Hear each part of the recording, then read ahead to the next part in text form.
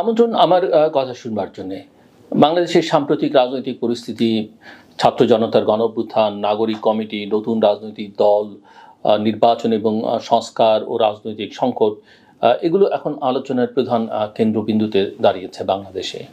গত সেপ্টেম্বরে বাংলাদেশের জুলাই আগস্টের যে ছাত্র জনতার গণ অভ্যুত্থান, এই অভ্যুত্থানের পরে জাতীয় নাগরিক কমিটি আত্মপ্রকাশ করে, আপনারা অনেকেই জানেন, এবং যেটা রাষ্ট্র পুনর্গঠনের লক্ষ্যে ৮ দফা দাবি উত্থাপন করেছিল।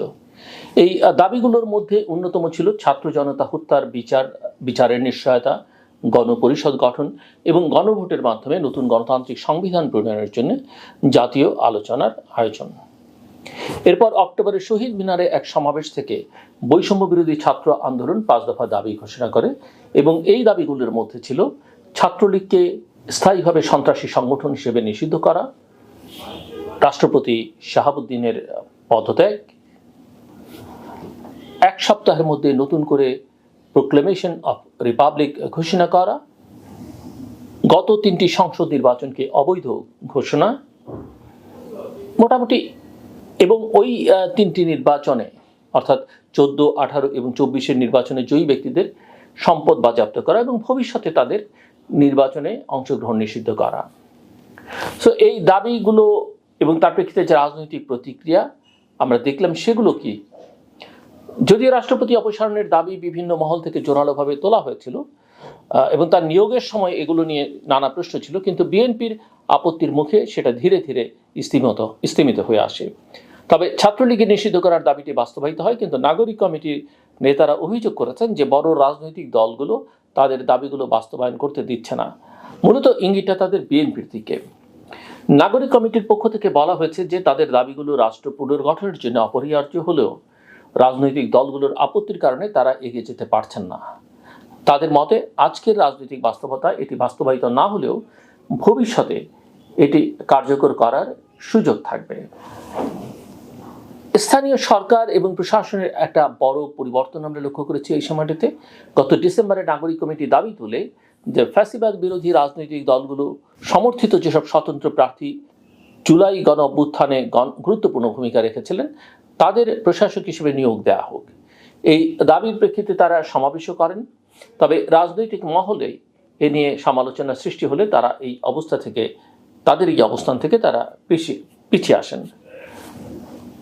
সম্প্রতি নাগরিক কমিটির নেতা মোহাম্মদ এজাজকে ঢাকা উত্তর সিটি কর্পোরেশনের প্রশাসক হিসেবে নিয়োগ দিয়েছে সরকার। যদিও এটি বড় রাজনৈতিক দলগুলোর কৌশলগত পদক্ষেপ হতে পারে, তবুও এটি নাগরিক কমিটির জন্য একটি উল্লেখযোগ্য সাফল্য। জুলাই ঘোষণাপত্র এবং জাতীয় ঐকমত্যের একটা সংকট, একটা কনসেনসাস কমিশন হয়েছে। আমরা জানি জুলাই ঘোষণাপত্রের প্রোক্লেমেশনটা ঘোষণার জন্য রাজনৈতিক দলগুলোর সঙ্গে বৈঠক করা হয়েছে, তেমন কোনো অগ্রগতি আমরা লক্ষ্য করিনি। আপনারা জানেন যে গত ৩১ ডিসেম্বর বৈষম্য বিরোধী ছাত্র আন্দোলন এবং নাগরিক কমিটি জুলাই ঘোষণাপত্র ঘোষণা করতে চেয়েছিল, তবে বিএনপির আপত্তির মুখে সেটি সম্ভব হয়নি। সরকার শেষ মুহূর্তে নিজস্ব একটি ঘোষণাপত্র প্রকাশ করবার কথা জানালে নাগরিক কমিটির ঘোষণাপত্র চাপা পড়ে যায়। এরপর থেকে এটি নিয়ে আর কোনো উচ্চবাচ্য আমরা লক্ষ্য করিনি বা শুনতে পাইনি। এছাড়া গত ফেব্রুয়ারি মাসে জাতীয় ঐকমত্য কমিশনের প্রথম বৈঠকে ছাত্রনেতারা জাতীয় সংসদের আগে স্থানীয় সরকার নির্বাচন আয়োজনের দাবি জানান। ছাত্রনেতা বলতে আমি আসলে বৈষম্য বিরোধী ছাত্র আন্দোলনের কতিপয় নেতাকে মিন করছি। তাদের যুক্তি ছিল যে বড় নির্বাচন আয়োজনের আগে পাইলটিং করে বিদ্যমান প্রতিষ্ঠানগুলোর সক্ষমতা যাচাই করা প্রয়োজন। এই দাবির প্রেক্ষিতে নাগরিক কমিটি উল্লেখ করে যে জাতীয় নির্বাচনের আগে অন্তত সিটি কর্পোরেশন নির্বাচন আয়োজন করা হলে প্রশাসনিক দক্ষতা যাচাই করা যাবে, তবে এটি নিয়েও তেমন অগ্রগতি দেখা যাচ্ছে না। স্থানীয় সরকার উপদেষ্টাও এই বিষয়ে কথা বলেছেন, যিনি বৈষম্য বিরোধী ছাত্র আন্দোলনের একজন নেতা ছিলেন। তো এগুলো থেকে ভবিষ্যৎ রাজনৈতিক দিক নির্দেশনা কি আমরা দেখতে পাই? নাগরিক কমিটি মনে করে যে রাজনৈতিক ঐকমত্য গড়ে উঠলে কাঙ্ক্ষিত সময়ের মধ্যেই গণপরিষদ এবং জাতীয় সংসদ নির্বাচন সম্ভব। তবে নির্বাচনের আগে দৃশ্যমান বিচার কার্যক্রম এবং জুলাই সনদের বাস্তবায়ন দেখতে চায় তারা, এবং একথাও তাদের কেউ বলছেন যে শেখ হাসিনার বিচার ছাড়া, ফাঁসি ছাড়া নির্বাচন হবে না বাংলাদেশে।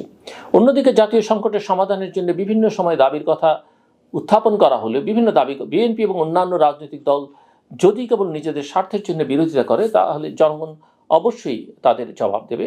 নাগরিক কমিটি এবং ছাত্র আন্দোলন গণতান্ত্রিক উপায়ে লড়াই চালিয়ে যাবে, এটি হচ্ছে নাগরিক কমিটির বক্তব্য। বর্তমানে বাংলাদেশ এক জটিল রাজনৈতিক পরিসরে অবস্থান করছে, আমরা সবাই জানি, যেখানে গণ অভ্যুত্থানের পর উদ্ভূত নতুন রাজনৈতিক শক্তিগুলো বড় দলগুলোর বাধার মুখে পড়ছে। কিন্তু একথাও মানতে হবে যে এই নতুন দলগুলো বড় দলগুলোকে শুরুতেই শত্রু বানিয়ে ফেলেছে। আওয়ামী লীগ তো গেছে, বিদায় হয়েছে বা স্বৈরাচার হিসেবে তাকে আখ্যায়িত করা, কিন্তু অন্য যে বড় দলগুলো, বিশেষ করে বিএনপিকে তারা প্রতিপক্ষ হিসেবে শুরুতেই বানিয়ে ফেলেছে, এবং এটাকে অনেকেই মনে করছে যে ওই -2 ফর্মুলার একটা অংশ এখন তারা বাস্তবায়নের প্রক্রিয়ার মধ্যে আছেন।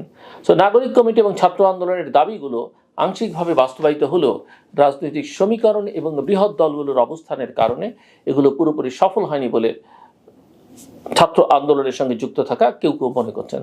তবে নাগরিক কমিটি এবং ছাত্র নেতারা যে দীর্ঘমেয়াদী পরিবর্তনের জন্য কাজ করছেন, সেটি ভবিষ্যতের রাজনীতিতে প্রভাব ফেলতে পারে বলে কেউ কেউ মনে করছেন। আসন্ন যে নির্বাচন, জাতীয় সংসদ নির্বাচন এবং রাজনৈতিক পট পরিবর্তনের নির্ধারণ করবে গণ অভ্যুত্থানের দাবি এবং প্রতিশ্রুতিগুলোর ভবিষ্যৎ কোন পথে যাবে। এর অনেকটা নির্ভর করবে সরকারের উপরে। সরকার কী ধরনের নির্বাচন করতে চায়, আদৌ তারা নির্বাচন করতে চায় কিনা, নাকি এই নতুন রাজনৈতিক দলকে সময় দিতে চায় দল গোছাবার জন্যে, সেগুলো সবাই পর্যবেক্ষণ করবার চেষ্টা করছে। কিন্তু মূল কথা হচ্ছে, যদি নির্বাচন না দিয়ে অন্য কোনো উপায়ে নির্বাচনকে বিলম্বিত করার চেষ্টা করা হয়, তাতে প্রফেসর মোহাম্মদ ইউনূসই শুধু নন, তার পুরো সরকারের ভাবমূর্তি প্রশ্নের মধ্যে পড়বে। ইতিমধ্যেই নানা কারণে, যে তারা নন ফাংশনিং, তারা ডেলিভার করতে পারছেন না, এসব নানা কারণে তারা মানুষের আস্থার মধ্যে সেই অর্থে নেই, এবং তাদের যে ইনএফিসিয়েন্সি, তাদের যে এক্সপেরিয়েন্সের অভাব, সেটা কিন্তু অন্তর্বর্তীকালীন সরকারের প্রধান নিজেই একটি সাক্ষাৎকারে উল্লেখ করেছেন। কাজে এই সব জায়গাগুলো থেকে যদি বের করা না যায়, বাংলাদেশকে একটা বড় বিপদের মধ্যে বাংলাদেশ, এবং সরকারের কার্যক্রম নিয়েও নানা রকমের প্রশ্ন আছে। ধরা যাক, আপনারা অনেকেই জানেন যে বাংলাদেশের অর্থনীতি একটা জটিল পরিস্থিতির মধ্যে আছে, ব্যবসায়ীরা চাপের মধ্যে আছে, বিদেশ যেতে পারছে না, তাদের ব্যাংক অ্যাকাউন্ট ফ্রিজ, এটা সেটা নানান কিছু।